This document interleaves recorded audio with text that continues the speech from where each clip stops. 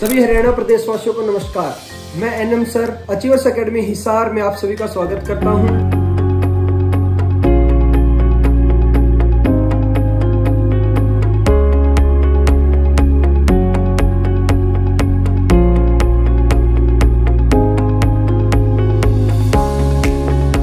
आज हम हिसार किसान मेले में आए हैं। यहाँ कुछ भाई दिख रहे हैं, चलो इनसे बात करते हैं। हेलो भाई, आपका नाम? भाई मेरा नाम सौरभ दलाल है। आपका भाई? मेरा जतीन सियाग है। आप करंटली क्या कर रहे हो? भाई मैं चौधरी चरण सिंह हरियाणा एग्रीकल्चर यूनिवर्सिटी है, वहाँ से बीएससी ऑनर्स एग्रीकल्चर कर रहा हूँ। आप भाई? भाई मैं भी BSc agriculture honours 4 year programme. इसमें स्कोप वगैरह क्या है? स्कोप तो बहुत है आगे यार, जैसे एग्रीकल्चर कर रहे हो तो फिर अपना प्राइवेट सेक्टर में और गवर्नमेंट सेक्टर में दोनों में बहुत अच्छा स्कोप इसमें। अब प्राइवेट सेक्टर में अपना यार अगर ये डिग्री कंप्लीट करके अपना लाइसेंस बनवा के अपने प्राइवेट दुकान खोल सकते हो सीड वाली। और अब गवर्नमेंट सेक्टर में बहुत सारी जॉब निकलती है, जैसे ADO होगी, SD होगी, HD होगी, या फूड कॉर्पोरेशन ऑफ इंडिया वहाँ कंपनी में, या आप GRE करके UG कंप्लीट करने के बाद आप विदेश में भी जा सकते हो। आपने तैयारी कहाँ से करी? भाई मैंने अचीवर्स एकेडमी हिसार से ही की है तैयारी। अच्छा, ये आपके साथ ही? मैंने भी सेम अचीवर्स एकेडमी ऋषिनगर से तैयारी की।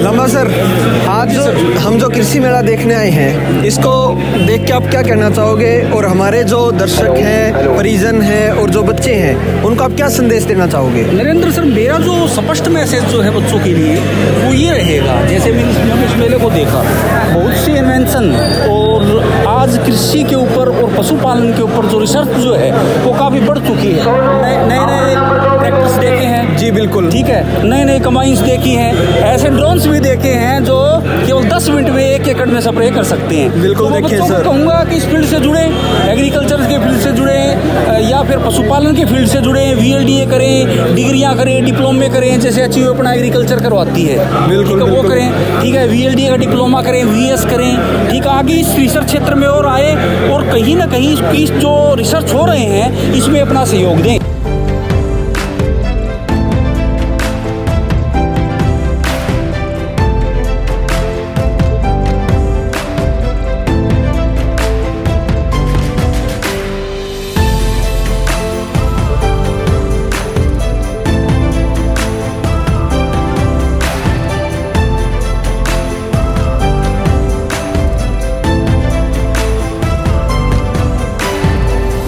आपका सपना BSc agriculture, BSc nursing, VLDA, NDA में एडमिशन लेना है और एक सफल कैरियर बनाना है, लेकिन ट्रू गाइडेंस और बेस्ट कोचिंग ना मिलने से आप परेशान हो?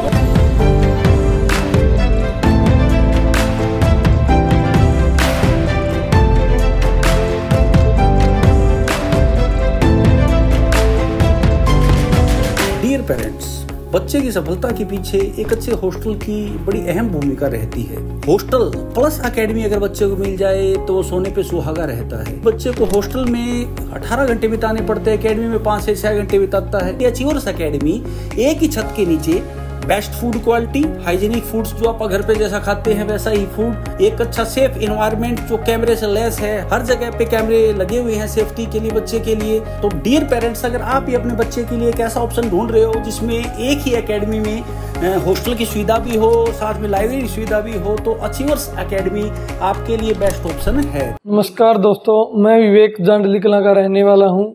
मेरे दोस्त रोहित, अंकित व राजू जो कि यहाँ अचीवर्स एकेडमी से पढ़कर एयरफोर्स को ज्वाइन कर चुके हैं, उन्होंने मुझे अचीवर्स एकेडमी के बारे में बताया। मेरा बचपन से ही एयरफोर्स ज्वाइन करने का सपना था, जो कि अचीवर्स एकेडमी ने मेरा पूरा करवाने को है। यहाँ के टीचर्स ने स्मार्ट टेक्निक के साथ मेरी तैयारी करवाई और मैंने NDA का एग्जाम भी क्लियर किया। अब अम्बाला रैली के अंदर मैंने एयरफोर्स का एग्जाम क्लियर किया है। मैं अचीवर्स एकेडमी का तहे दिल से धन्यवाद करना चाहता हूँ। जय हिंद, जय भारत।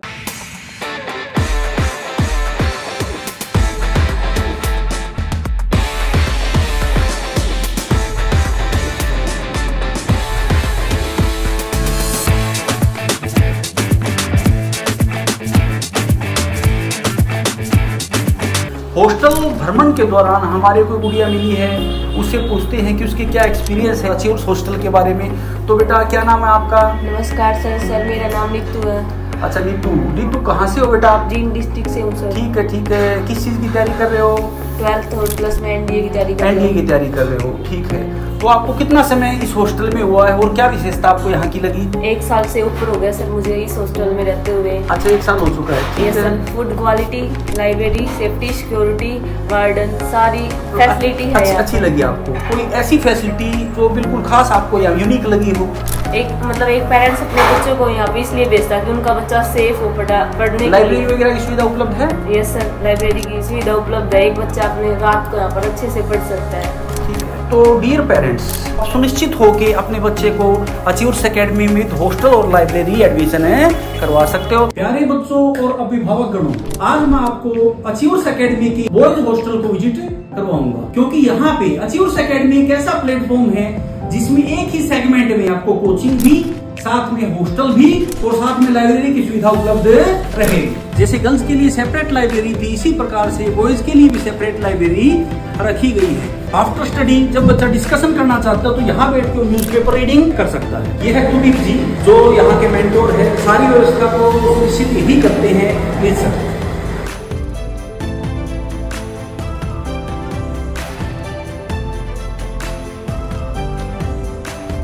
हम बच्चों से पूछते हैं कि अचीवर्स हॉस्टल का खाना कैसा रहता है। तो बेटा कैसे रहती है फूड क्वालिटी? तो डियर पेरेंट्स और अभिभावकगणों, ये था अचीवर्स एकेडमी का बॉयज हॉस्टल। अगर आप भी ये सपना देख रहे हैं कि आपका बच्चा BSc agriculture 4 year 6 year programme VLDA, NDA, air force X group, air force Y group, BSc nursing करे, तो अचीवर्स एकेडमी आपके लिए बेस्ट ऑप्शन है। जो टॉपर्स है वो हमेशा अचीवर्स के होते हैं। तो जो सॉलिड बैच है उसका मतलब सिर्फ सिलेक्शन नहीं, उसका मतलब है रैंक होल्डर्स।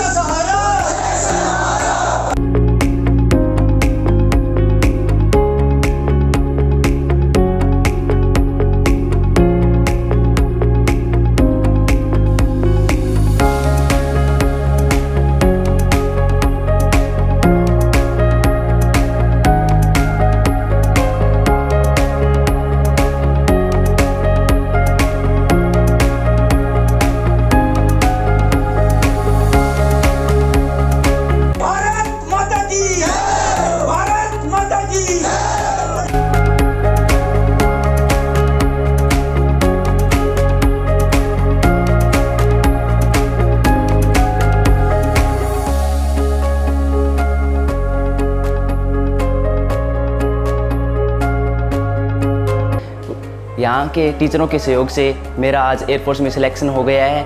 मैं अचीवर्स एकेडमी का तहे दिल से धन्यवाद करना चाहता हूँ। अचीवर्स का सहारा सिलेक्शन हमारा। जय हिंद। कदम बढ़ाओ साथ में, सफलता देंगे हाथ में।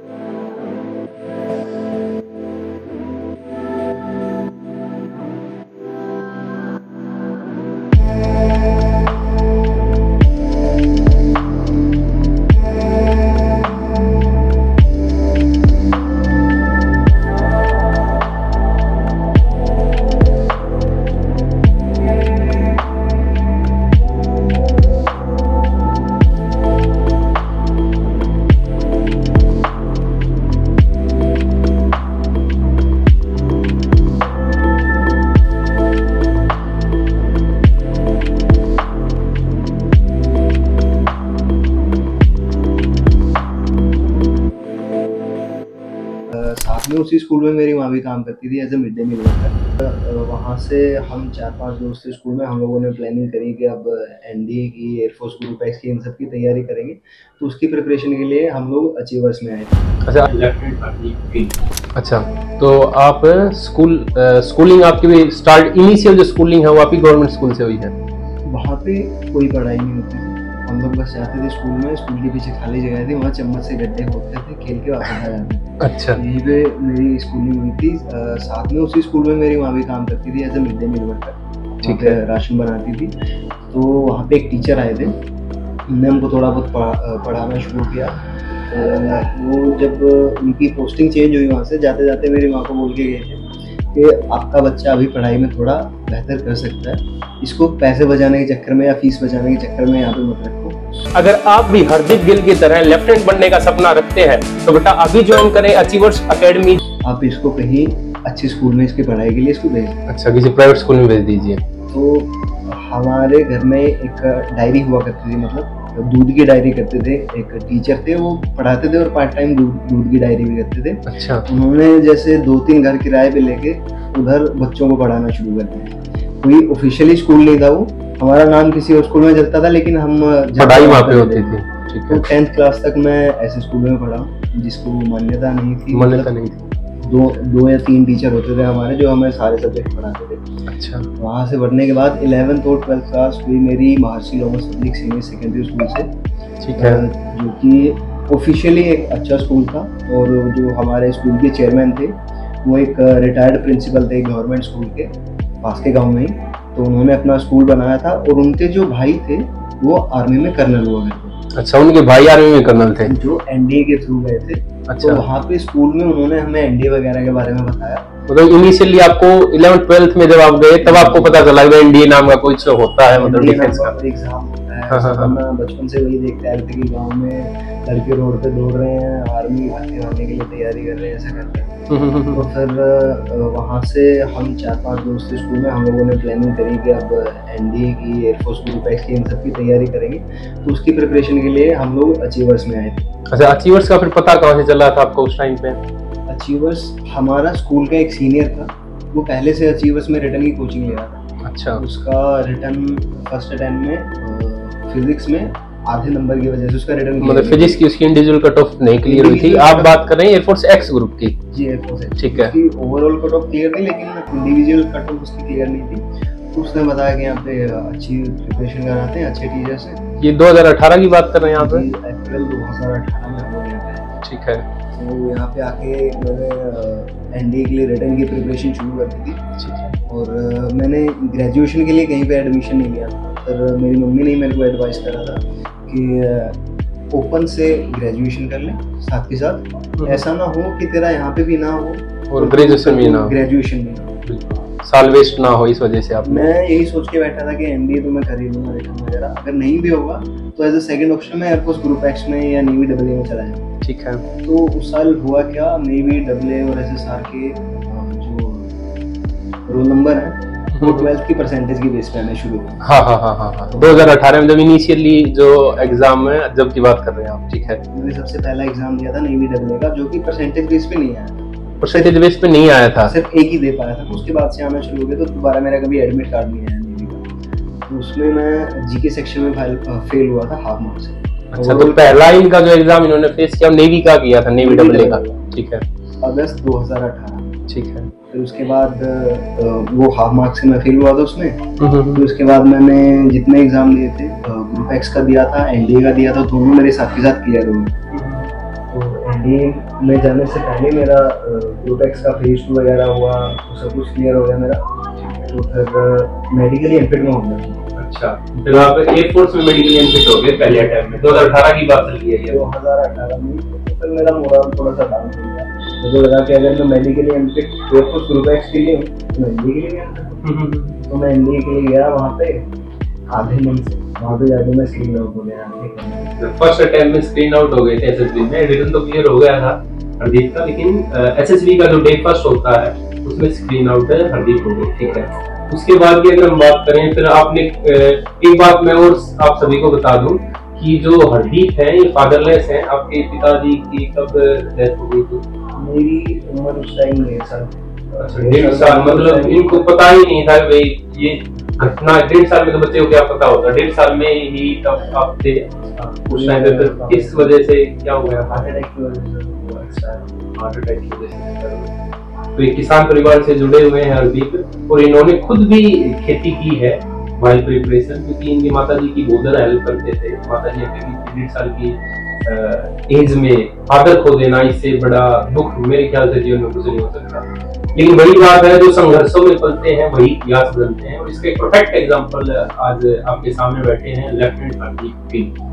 हाँ देख, उसके बाद फिर मैं पहले तो थोड़ा इधर डॉक्टरों के पास मेडिकल फिटनेस की चक्कर में, लेकिन जहाँ बाहर जाता था चेक कराता था वो लोग बोल रहे थे कि हमारे कोडिंग आप फिट हो, लेकिन जो मिलिट्री की स्टैंडर्ड्स है उसमें वो डॉक्टर खुद ही चेक करेंगे।